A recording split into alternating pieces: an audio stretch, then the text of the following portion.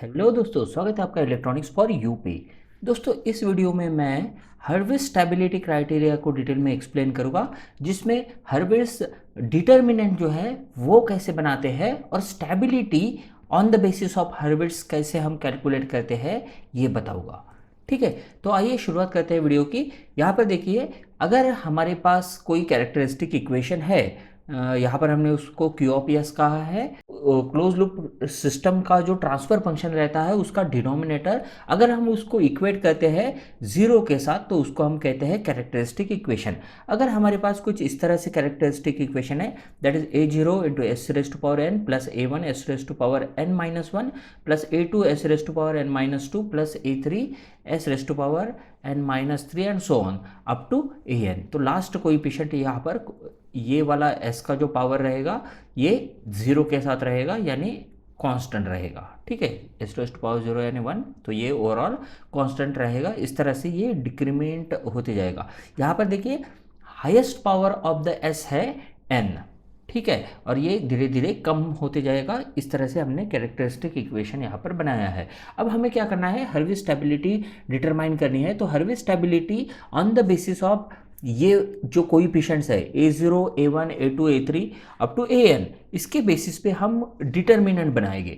उसको हम कहेंगे हर्विट्स डिटर्मिनेंट। और फिर हर्विट्स के जो हर्विट्स डिटर्मिनेंट है उसके बेसिस पर हम कुछ सब डिटर्मिनेंट यहाँ पर रहेंगे। ये इनका जो डिटर्मिनेंट रहेगा वो हम कैलकुलेट करेंगे और फिर चेक करेंगे कि ये डिटर्मिनेंट पॉजिटिव है या नहीं है, यानी उसकी वैल्यूज़ हम यहाँ पर फाइंड करेंगे। तो ये जो सब डिटर्मिनेंट है इसको हमने यहाँ पर D1 D2 इस तरह से नाम दिया है। और अगर ये पॉजिटिव रहते हैं तो हमारा जो हर्विस स्टेबिलिटी क्राइटेरिया कहता है कि यहाँ पर सिस्टम पॉजिटिव रहेगी। तो आइए देखते हैं हर्विस डिटर्मिनेंट सबसे पहले कैसे बनाते हैं। तो यहाँ पर देखिए, जैसे हमारे पास कैरेक्टरिस्टिक इक्वेशन ऊपर यहाँ पर दिया है ये वाला। ठीक है, तो यहाँ पर कोएफिशिएंट है हमारे पास a zero a one a two a three up to a n. अब देखिए, यहाँ पर जो लास्ट वाला कोएफिशिएंट रहेगा यानी ए एन, या फिर हम कह सकते हैं s to the power n जो रहता है, उसके बेसिस पर हम बनाते हैं एन बाय एन का मैट्रिक्स। यहाँ पर जो मैट्रिक्स बनेगा वो रहेगा एन बाय एन का, यानी अगर एस का हाईएस्ट पावर सपोज यहाँ पर four s raise to power four है, तो ये हो गई एन की वैल्यू। इसका मतलब है 4/4 का हमारा यहाँ पर मैट्रिक्स बनेगा। तो ये इस तरह से ये बनता है। लेकिन यहाँ पर जो पहली रो रहती है मैट्रिक्स की, वो यहाँ पर से शुरुआत होगी, यानी जो सेकंड कोएफिशिएंट रहता है वहाँ से शुरुआत होगी। अब अगर हमने सेकंड कोएफिशिएंट ऑड लिया है तो सभी के सभी जो ऑड एलिमेंट्स है यहाँ पर हम मेंशन करते हैं। तो यहाँ पर देखिए, A1 के बाद A3, उसके बाद A5 आएगा। इस तरह से A1 A3 A5 up to जो भी आखिरी वाला एलिमेंट रहेगा वो AN भी हो सकता है या फिर इसके प्रीवियस वाला भी हो सकता है। तो इस तरह से ये s to the power n-1 हम कह सकते हैं, वो वाला जो एलिमेंट्स रहेगा ये इस तरह से उसका जो कोएफिशिएंट है यहाँ पर रह सकता है। तो ये होगी पहली रो। अब हमने क्या किया था, हमने सभी के सभी ऑड कंसिडर किए थे और उसको लिया था यहाँ पर। अब हमें क्या करना है, जो बचे हुए एलिमेंट्स है E1 वाले, यानी A0 कोएफिशिएंट हो गया, A2 हो गया, A4 हो गया, इनको लेना है। तो ये देखिए A0 A2 A4 A6 इस तरह से अब नेक्स्ट कोएफिशिएंट हमने लिए। अब हमें जो नेक्स्ट एलिमेंट है उसके लिए क्या करना पड़ता है, तो यहाँ पर ज़ीरो ऐड करना पड़ता है। ज़ीरो ऐड करके ऊपर वाली जो पहली वाली रो थी A1 वाली वो लेना है। इसमें आखिरी वाला एलिमेंट डेफिनेटली यहाँ पर स्किप हो जाता है। तो इस तरह से यहाँ पर ज़ीरो ऐड करके हमने फिर से ये रो लिखनी है। अब क्या करना है, फिर से नीचे भी ज़ीरो एक ऐड करना है और नीचे वाली ये वाली जो सेकंड रो है इसको लिखना है जब तक आखिरी एलिमेंट नहीं आता तब तक। तो यहाँ पर इसको हम लिखेंगे। अब क्या करना है, नेक्स्ट इसमें हमें दो ज़ीरो ऐड करने हैं, फिर ये A1 वाली रो लिखना है जब तक ये n/n का मैट्रिक्स कंप्लीट नहीं हो जाता तब तक। तो इस तरह से हम इसको लिखते जाएंगे और ये हो गया हर्विट्स मैट्रिक्स या फिर हर्विट्स डिटर्मिनेंट हम जिसे कहेंगे।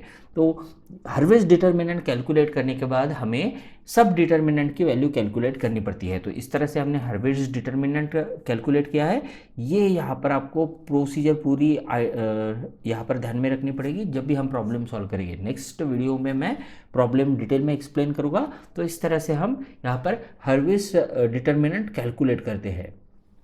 अब देखिए हार्वेस्ट डिटर्मिनेंट हो गया, अब हमें सब डिटर्मिनेंट यहाँ पर कैलकुलेट करनी है। सब डिटर्मिनेंट कैलकुलेट करना बहुत ईजी है। देखिए सबसे पहला जो डिटर्मिनेंट है हम इसको D1 कह रहे हैं। अब इसका जो डिटर्मिनेंट है देखिए सबसे ये हो गया एक n/n वाला मैट्रिक्स। अब हमें क्या करना है, पहले 1/1, बाद में 2/2, बाद में 3/3, 4/4, इस तरह से ये डिटर्मिनेंट बढ़ाते जाना है। इसका मतलब है देखिए D1 जो है ये 1/1 का रहेगा और ये वाले जो ये वाला जो एलिमेंट है दैट इज A1। तो यहाँ पर D1 की वैल्यू होगी A1 इतनी, इसका डिटर्मिनेंट A1 ही रहता है। तो ये डिटर्मिनेंट हम कैलकुलेट करते हैं। ये हो गया D1। अब हमें जो D2 मिलेगा ये रहेगा 2/2 का। तो देखिए यहाँ पर ये जो है अब हमारा जो रो है ये 2/2 का बन जाता है। तो ये वाले दो एलिमेंट्स हम यहाँ पर लेंगे। इसका मतलब है A1, A3 और A0, A2 यहाँ पर हमें लेना है। तो ये इसका भी डिटर्मिनेंट हम कैलकुलेट करेंगे और फिर हम मैट्रिक्स D3 यूज़ करेंगे। अब D3 कैलकुलेट करना फिर से इजी है। इसके लिए हमें क्या करना है, तो सिंपली हमें नेक्स्ट जो है ये 3/3 का मैट्रिक्स लेना है। इसका मतलब है यहाँ पर जो एलिमेंट्स है ये A1, A3, A5 हमें मिलेंगे, साथ में A0, A2, A4 मिलेंगे। अब हमने जो 0 ऐड किया था वो आ जाएगा यहाँ पर और A1, A3 आएगा। तो ये हो गया D3। इसका भी डिटर्मिनेंट कैलकुलेट करना है और इस तरह से कैलकुलेट करते हुए जाना है D4, D5 जब तक आखिरी वाला H नहीं आ जाता। तो हमें आखिरी में डिटर्मिनेंट ऑफ H कैलकुलेट करना है। तो इस तरह से हार्वेस्ट मैट्रिक्स से हम पूरा का पूरा डिटर्मिनेंट कैलकुलेट करते हैं। अब स्टेबिलिटी क्राइटेरिया की बात आती है। तो देखिए ये जो D1, D2, D3, D4 जितने भी डिटर्मिनेंट्स है ये अगर पॉजिटिव आते हैं तो यहाँ पर सिस्टम स्टेबल रहती है। तो यही है हार्वेस्ट स्टेबिलिटी क्राइटेरिया। अब जाते जाते देख लेते हैं इसके डिसएडवांटेजेस क्या है। देखिए सबसे पहले तो यहाँ पर आप क्लियरली देख सकते हैं, अगर हार्वेस्ट डिटर्मिनेंट 2/2 का है, 3/3 का है या फिर 4/4 का है तो हम सिंपली उसको कैलकुलेट कर सकते हैं। लेकिन 4/4 का भी डिटर्मिनेंट अगर हम कैलकुलेट करते हैं तो ये थोड़ी सी कॉम्प्लेक्स प्रोसीजर हो जाती है। अब 5/5, 6/6 का अगर डिटर्मिनेंट हम कैलकुलेट करेंगे तो डेफिनेटली ये बहुत बड़ा प्रॉब्लम हो जाएगा। तो सबसे पहला डिसएडवांटेज आता है, अगर order of the system increase होती है तो ऐसे केस में स्टेबिलिटी डिटरमाइन करना एक हार्ड प्रोसेस हो जाता है और ये टाइम कंज्यूमिंग भी हो जाएगा, यानी it will be a tedious task. ठीक है। सेकंड डिसएडवांटेज जो है हार्वेस्ट क्राइटेरिया में, इसमें हमें जो राइट हैंड साइड का प्लेन रहता है, यानी राइट हैंड प्लेन रहेगा एस, ये जो अपना एस प्लेन रहता है इसका जो राइट हैंड साइड का प्लेन जो है ये RHP जिसको हम कहते हैं, तो राइट हैंड प्लेन में कितने रूट्स है ये पता ही नहीं रहता है इस केस में, क्योंकि जो नेक्स्ट मेथड है रूट्स क्राइटेरिया में हमें बेसिकली राइट हैंड साइड पे कितने रूट्स लाई करते हैं ये पता चलता है। इस केस में हमें ये इट इज़ नॉट नोन। और आखिरी वाला जो डिसएडवांटेज है ये है it is difficult to predict the marginal stability. हमें मार्जिनल स्टेबिलिटी के बारे में यहाँ पर एग्जैक्टली नहीं पता चलता है जैसे कि हमें रूट्स क्राइटेरिया से पता चलता है। तो ये है सब disadvantages related with the harvest criteria. दोस्तों अगर आपको ये वीडियो अच्छा लगा तो लाइक कीजिए और अपने दोस्तों के साथ शेयर कीजिए। अगर आपको कुछ डिफ़िकल्टी है तो आप कमेंट सेक्शन में जाके कमेंट कर सकते हैं। Thank you.